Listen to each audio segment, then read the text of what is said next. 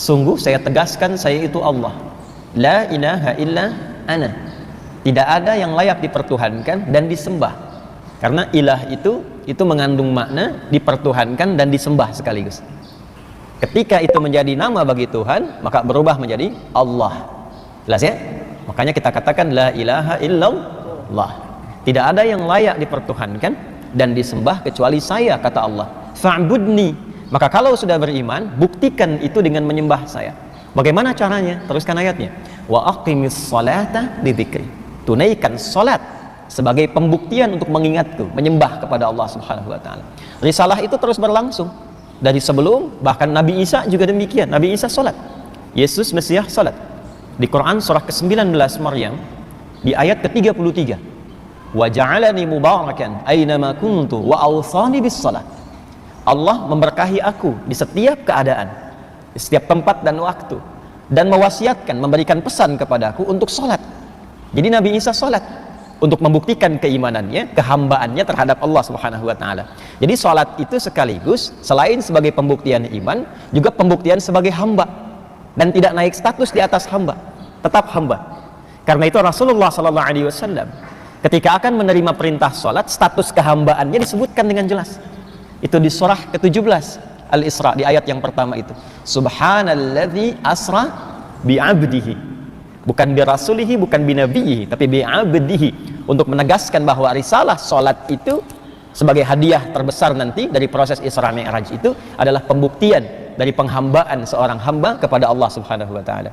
Jadi kita bersyukur dalam kehidupan ini bila masih mampu menunaikan salat. Alhamdulillah. Artinya komitmen keyakinan kita, keberimanan kita kepada Allah Subhanahu wa taala kita telah wujudkan, dan perwujudan pertama kali itu melalui salat.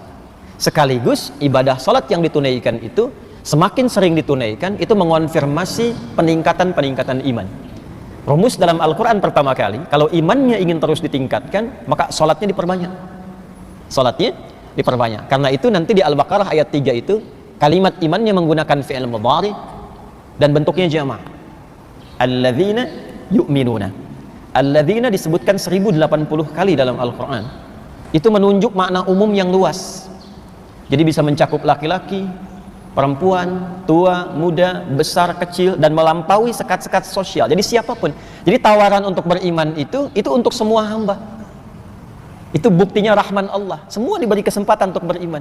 Hanya persoalannya tawaran itu mau diambil atau tidak, itu problemnya. Jadi Allah memberi kesempatan pada setiap hamba itu untuk beriman. Kalau di sini diberikan misalnya snack, ya, misal saja, lalu setelah kajian diberikan snack. Semua mendapatkan bagiannya, tapi ada yang tidak mau ngambil. Begitu tidak diambil, sampai depan dia lapar. Saking laparnya kemudian pingsan. Pertanyaannya, yang salah panitianya atau jemaahnya? Jemaahnya, karena panitia sudah menawarkan, yang bersangkutan tidak mengambil. Jadi kalau ada yang tidak beriman, jangan salahkan Allahnya. Karena konsep dasarnya semua diberikan kesempatan yang sama, cuma manusianya yang tidak mau ngambil. Fir'aun kan sefir'aun-fir'aunnya, ngaku Tuhan, hobi bunuh orang, perbuatannya zalim, masih dikirimkan 2 orang nabi kan, Musa dan Harun, dan diperintahkan berdakwah dengan lembut.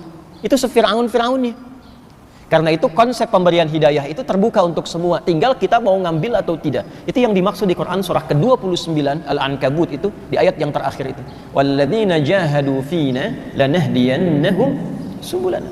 Orang-orang yang serius mengambil hidayah yang telah kami tebarkan itu. Jadi pancaran hidayah itu seperti sinyal yang ditebarkan. Tinggal kita mau mengambilnya atau tidak. Jadi kalau antum ingin cepat dapat hidayah itu, coba cepat cari tempat-tempat yang sinyalnya kuat mendapatkan itu. Anda kan kalau telepon sinyalnya lemah, langsung keluar cari sinyal kan? Jalan sambil tunjuk-tunjuk padahal yang telepon nggak ada di situ gitu. Ini sinyalnya nggak ada nih gitu kan? Tapi Anda cari-cari supaya sinyalnya penuh lagi.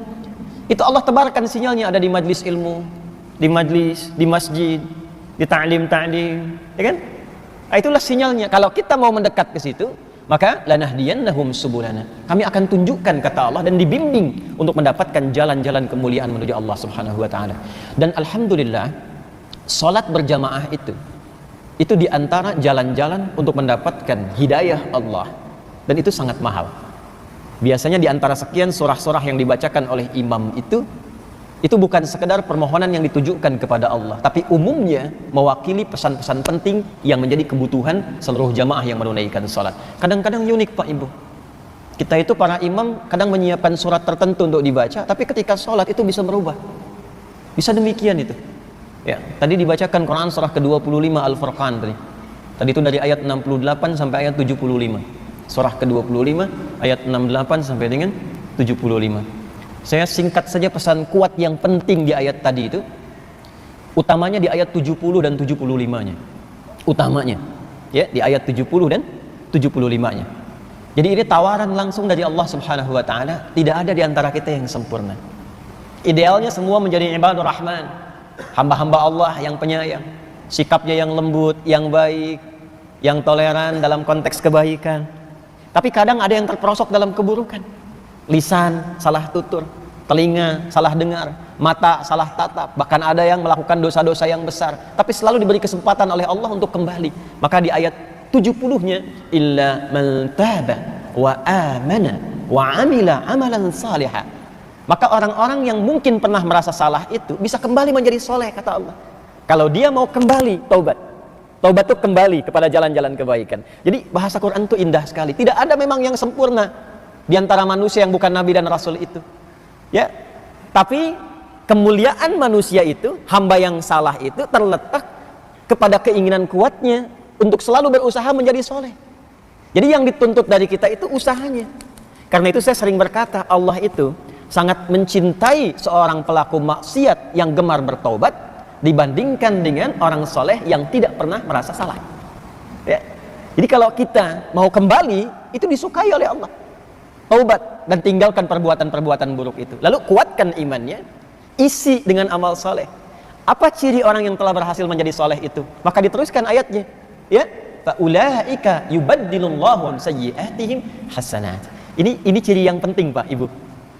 Orang kalau sudah taubat itu, kata Allah, ciri diterima taubatnya, maka berganti perbuatan salah yang sebelumnya dilakukan dengan perbuatan soleh yang konsisten dikerjakan.